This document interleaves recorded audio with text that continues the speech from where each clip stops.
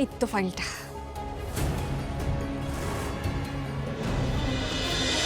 নে এবার জলটা খা তো, খেয়ে নিশ্চিন্তে ঘুমো, কেউ তোকে আর বিরক্ত করবে না। হ্যাঁ চল বাবা, তোমরাও কিন্তু খেয়ে নিও।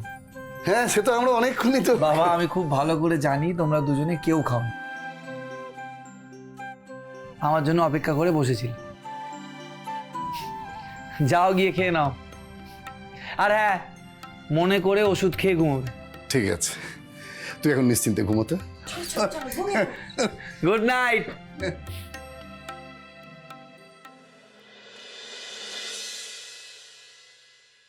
এ কি, শাওন ম্যাডাম মেসেজ করেছেন? এখনো ঘুমোননি? শুভ, তুমি কি ঘুমিয়ে পড়েছো? না না ম্যাডাম, এই তো সবে খেয়ে উঠলাম।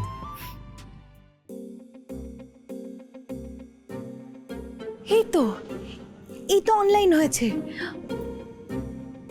অনলাইন হলো, তবু আমার মেসেজটা দেখে একবার রিপ্লাই করতে পারছে না। তাহলে কি কারোর সাথে চ্যাট করছে? চ্যাট করছে মানে তো জেগেই আছে, তবু আমাকে একটা রিপ্লাই করছে না। ঘুমায় যখন নেই তখন আমি একটা কল করি।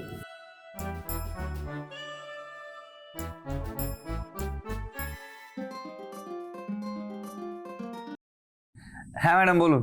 শুভ, তোমাকে গুড নাইট বলার পর আবার ফোন করলাম বলে তুমি রাগ করলে না তো? আরে না না ম্যাডাম, রাগ কেন করব? আমি তো নিজেই আপনাকে বলেছি যে আপনার কোনো দরকার হলে আমাকে ফোন বা মেসেজ করবেন। আমি কিন্তু দরকারে ফোন করিনি, একটা কথা বলতে ফোন করেছি। কি কথা? আচ্ছা একটা কাজ করি, ওকে বরং একটা কল করি।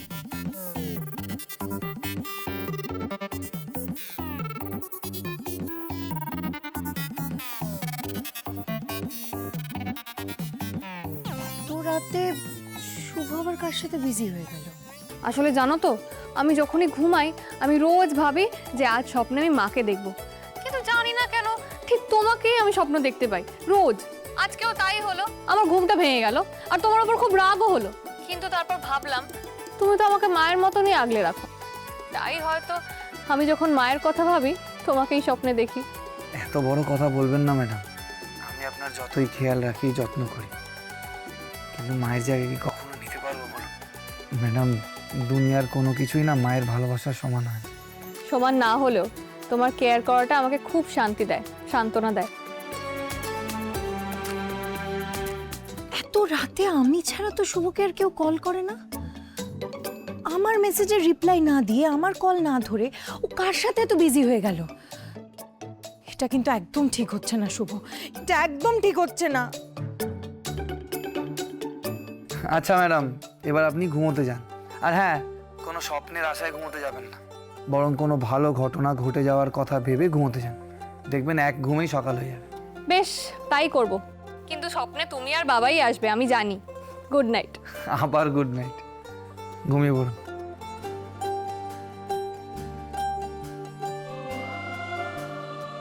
এ কি, শ্রীপর্ণা এত রাতে মেসেজ করছে কেন? বিয়ে হওয়ার জন্য কি কোর্স করতে হয়? কিছু কাজ শিখতে হয় কি? ওর মাথাটা কি পুরো গেল? কি সব বলছে, কার বিয়ে?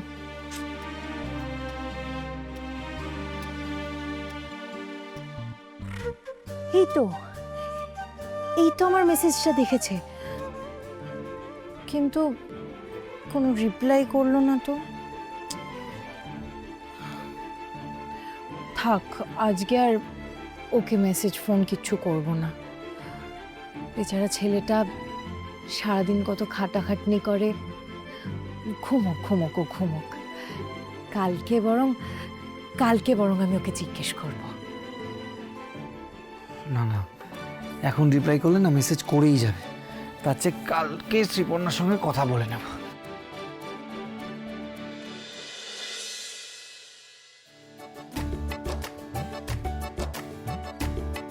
আরে প্রশান্ত দা, তুমি এখানে দাঁড়িয়ে আছো যে কোনো কাজ ছিল? হ্যাঁ, আমি আসলে রঞ্জিনী ম্যাডামের জন্য অপেক্ষা করছিলাম। আসলে স্যার বললেন যে ওনার কাছ থেকে একটা ফাইল নিয়ে আসতে, কিন্তু এখনো অবধি তো উনি নিচে আসেননি, তাই ওয়েট করছি এখানে। আরে পিসিমণি কখন নিচে আসবে তারপর তুমি ফাইল চাইবে? এতে তো বাবার কাজ অনেক দেরি হয়ে যাবে। কিন্তু ওনার কাছে যাবোই বা কিভাবে? উনি তো সেটা পছন্দ করেন না। আচ্ছা ঠিক আছে, দাঁড়াও আমি নিয়ে আসছি ফাইলটা। ম্যাডাম, রেড কালারের ফাইল। ওকে। পিসিমণি, পিসিমণি, পিসিমণি, বাবার রাখতে দেওয়া ফাইলটা প্রশান্তদা চাইছে। পিসিমণি, বাবা, পিসিমণি ঘরে নেই নাকি? তাহলে কি ফাইলটা আমি বের করে নেব? শাওনকে রুদ্রপুর যাওয়া থেকে যে কি করে আটকাবো, কিছু একটা ভাবতেই হবে ম্যাডি। আচ্ছা ভালো মা, আমরা যদি শাওনকে রুদ্রপুর যাওয়ার থেকে আটকাতে নাও পারি, অ্যাটলিস্ট ওর উপর নজর তো রাখতে পারবো। আমরা ওর সাথেই যাচ্ছি, তুমি এত টেনশন কেন করছো? আমি টেনশন করছি তার কারণ একবার যদি শাওন রুদ্রপুরে পা রাখে, অতীতের অনেক ঘটনা ওর সামনে চলে আসবে ম্যাডি। দেখ, ঠিক সময় মতো শাওনের দাদু অমিতেশ ব্যানার্জি, তাকে আমি সুন্দর করে সরিয়ে দিয়েছিলাম, কাক পক্ষীতেও টের পায়নি। কিন্তু অমিতেশ ব্যানার্জির স্ত্রী, কই মাছের প্রাণ, সেই বুড়ি তো এখনো বেঁচে আছে, কিছুতেই মরছে না। এবার আমার ভয় হচ্ছে শাওন রুদ্রপুর যাওয়ার পর ভগবান জানি সে শাওনকে ডেকে নন্দিতার ব্যাপারে কি কি বলবে। শাওনের যাওয়াটা আমাদের আটকাতেই হবে ম্যাডি। ভালো মা, শাওনকে নিজে মামা রুদ্রপুর যেতে বলেছে।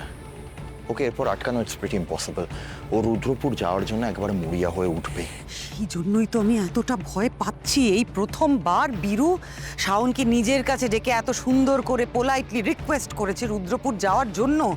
এবার আমি ভয় পাচ্ছি যে ওখানে যাওয়ার পর যদি মেয়ে আর বাবার মধ্যে যা যা দূরত্ব ছিল সেগুলো সব মিটে যায়, সমস্ত ভুল বোঝাবুঝি মিটে যায়, তখন তো আমার হাত কামড়ানো ছাড়া আর কোনো উপায় থাকবে না। তাই এমন কিছু একটা ব্যবস্থা করতে হবে যে সাপ তো মরবেই, কিন্তু লাঠিও ভাঙবে না।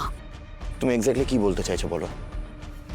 আমি বলতে চাইছি যে আমরা যে শাওনকে আটকানোর চেষ্টা করছি বা আমরা যে কোনো রকম বাধা দেওয়ার চেষ্টা করছি, সেটা কেউ বুঝতে পারবে না। সবার মনে হবে পরিস্থিতিটাই এমন, পরিস্থিতির চাপে পড়ে শাওন আর বীরুর একসঙ্গে রুদ্রপুরে যাওয়া হচ্ছে না, ব্যাস।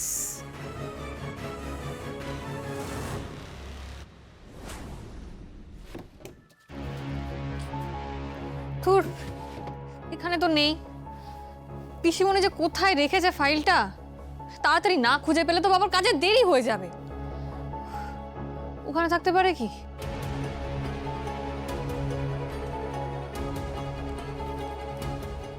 না, এখানেও নেই। এই তো ফাইলটা।